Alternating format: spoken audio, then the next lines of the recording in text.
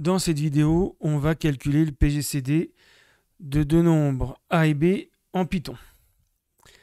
Alors, on rappelle la propriété, quand on divise deux entiers non nuls A et B, donc on a un quotient Q, un reste R, le PGCD de AB est égal au PGCD de BR. Et donc, pour s'arrêter, on aura besoin aussi du PGCD entre A et 0, CA. Donc on rappelle, le PGCD, c'est le plus grand diviseur commun des nombres A et B. Alors, on va voir l'algorithme. Donc, il faut entrer deux entiers A et B, pas forcément dans le bon ordre, mais on va les prendre positifs et puis non tous deux nuls. L'un des deux peut être nul, mais pas les deux. Ensuite, tant que B est plus grand que 0, on va calculer le reste de la division de A par B. Donc, on va faire R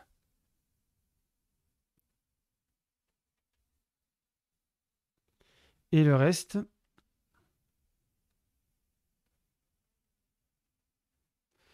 de la division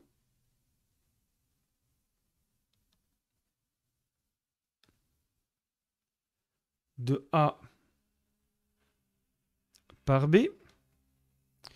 Ensuite, comme il faut recommencer avec B et R, on va dire que A va prendre la valeur de B, et puis B va prendre la valeur de R. Donc quand on va recommencer la boucle, R va en fait va être le reste de la division de B par R, mais qui s'appelle maintenant A et B. Une fois que c'est terminé, ça veut dire que B égale 0. Et donc là, ça veut dire que c'était le dernier reste ici, R, qui valait 0. La dernière valeur de B, donc qui est dans A maintenant, ça sera le PGCD de A et B. Donc, afficher, par exemple, A. On va voir ce que ça donne avec un exemple, par exemple, 16 et 12. Donc, on divise 16 par 12. Une fois 12, 12, il reste 4. Ensuite, ça c'est B, ça c'est R. On divise 12 par 4. 3, il reste 0. Et puis là, entre 4 et 0, on ne peut plus diviser.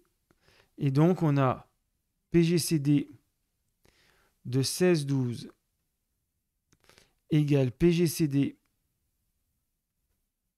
de 12, 4. Donc, à chaque fois, on prend B et R. Et on recommence ici B et R égale PGCD de 4, 0.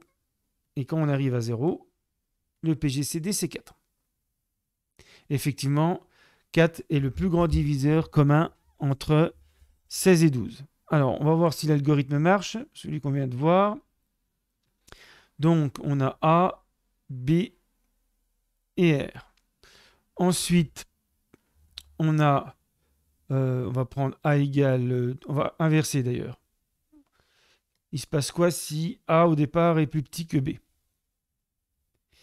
Donc ensuite, on fait toutes les boucles autant que nécessaire jusqu'à ce que B atteigne 0. Donc, dans l'algorithme, R, c'est le reste de la division de A par B. 12 divisé par 16, ça fait un quotient de 0 et le reste, c'est 12. Ensuite, on décale. 16 va dans A et puis R va dans B. Et donc là, comme ce n'était pas dans le bon ordre, la première boucle a permis de remettre A plus grand que B. Ensuite, on continue. On refait une boucle. 16 divisé par 12, 1. Le reste, c'est 4. Et on décale. 12 va dans A. R va dans B. On continue. 12 divisé par 4, 3 reste 0. Et on décale 4 et 0. A égale B, B égale R. Et là, on s'arrête, puisque B vaut 0. B n'est plus strictement positif. Et donc, ça va afficher ici 4, qui est bien le PGCD de A et B. Donc, on va voir ce que ça donne en Python. Voilà, donc la fonction, c'est une simple traduction de l'algorithme. Donc, PGCD de AB.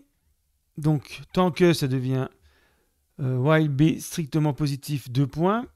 Alors, pour calculer le reste, on a une fonction modulo en Python qui est donnée par le pourcent. Donc, R égale A % B.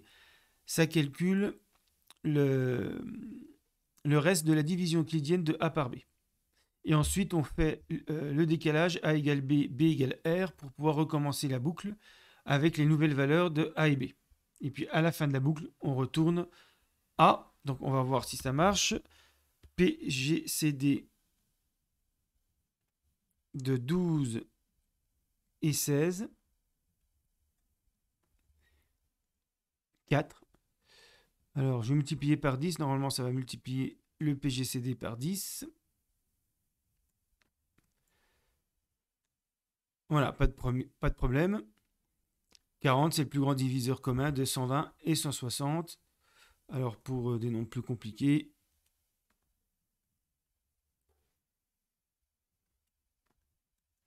voilà, 1245, 1605, 15. Donc, c'est le plus grand diviseur commun de ces deux nombres. Donc, voilà comment on fait le PGCD en Python.